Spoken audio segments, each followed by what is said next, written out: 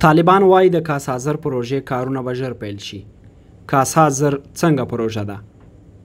د طالبانو د اوبو او انرژۍ وزارت پرون اعلان وکړ چې له مرکزي اسیا څخه جنوبي اسیا ته د برېښنا یا کاسا زر پروژې کار به ژر په افغانستان کې پیل شي او په دې اړه له نړیوال بانک سره په لوړه کچه خبرې اترې روانې دي.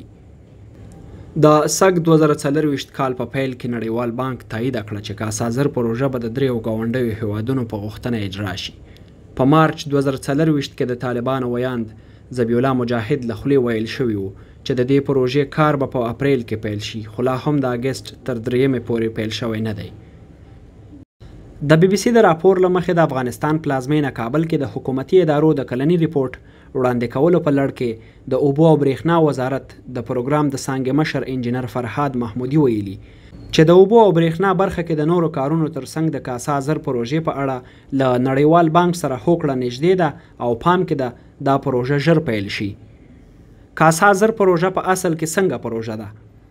کاسا زر په سیمه کې د دوامدارې برېښنا او انرژۍ یوه لویه پروژه ده چې په بشپړېدو سره یې د قرغیزستان او تاجکستان له اړتیا ډیره برېښنا افغانستان او پاکستان ته رسول کیږي. د کاسا زر پروژه له تاجکستان څخه د شیرخان بندر له لارې د افغانستان شمال ته ننوځي او د کندوز، بغلان، پنشیر، کاپیسا، کابل، لغمان او ننګرهار له لارې به پر تورخم پښتونخوا ته اوړي.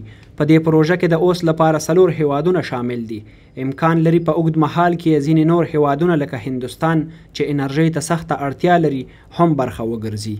د بي بي سي د یو راپور له مخې د کاسا زر پروژې بحثونه په 2006 میلادي کال کې هغه مهال پیل شول چې قرغیزستان او تاجکستان غوښتل د خپل اړتیا زیاته برېښنا په افغانستان او بیا له همدې لارې پر پاکستان وپلوري. د همدغه کال په پای کې د 4 واړو هیوادونو ترمنځ تفاهم لیک هم لاسلیک شو.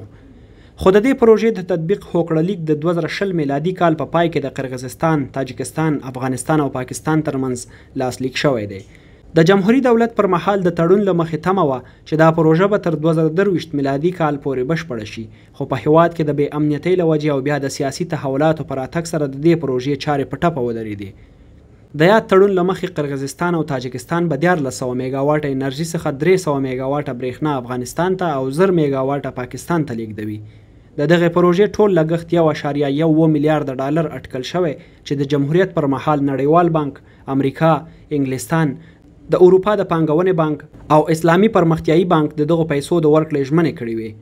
طالبانو د سږ 2024 کال د مارچ پر 8 او 8 د ترکیې په استانبول ښار کې یو ځل بیا له قرغیزستاني، پاکستاني، تاجکستاني چارواکو او نړیوال بانک استازو سره له 2 ورځنیو خبرو وروسته اعلان وکړ چې له ګډونوالو سره د کاسا زر پروژې د عملي کار پر پیل هوکړې ته رسیدلي دي.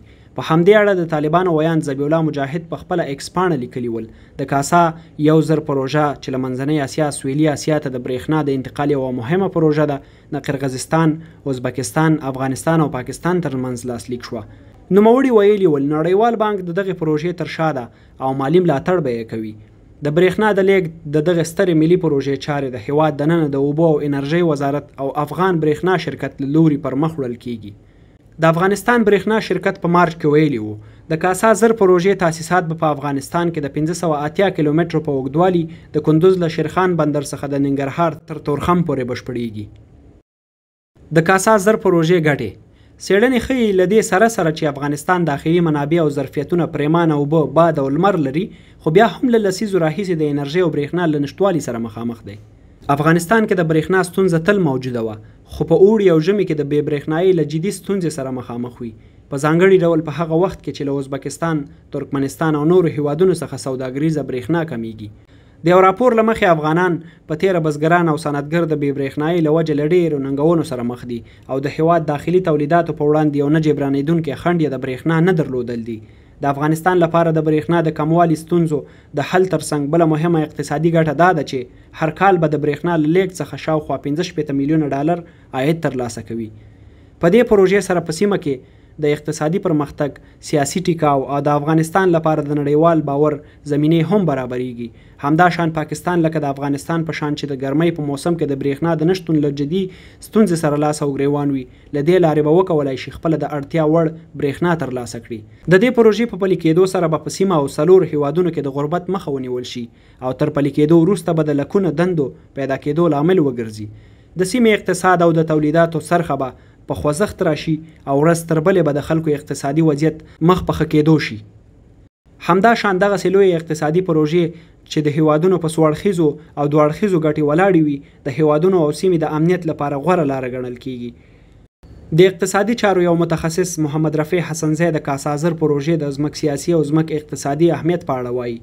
دا ستره پروژه یا د 4 هیوادونو ته د اقتصادي، سیاسي او ټولنیزو ګټو ترڅنګ د نړۍ ځینو لویو هیوادونو ته جیوپولیټیکي او جیو اقتصادي ګټې هم لري، خو ښایي د روسیې په شان هیواد ته چې د منځنۍ اسیا انرژي ورته په اسانۍ د لاسرسي وړ ده او پر دغه هیوادونو له یو ډول نفوذ څخه هم برخمنه ده، ډیره د خوښۍ وړ نه وي.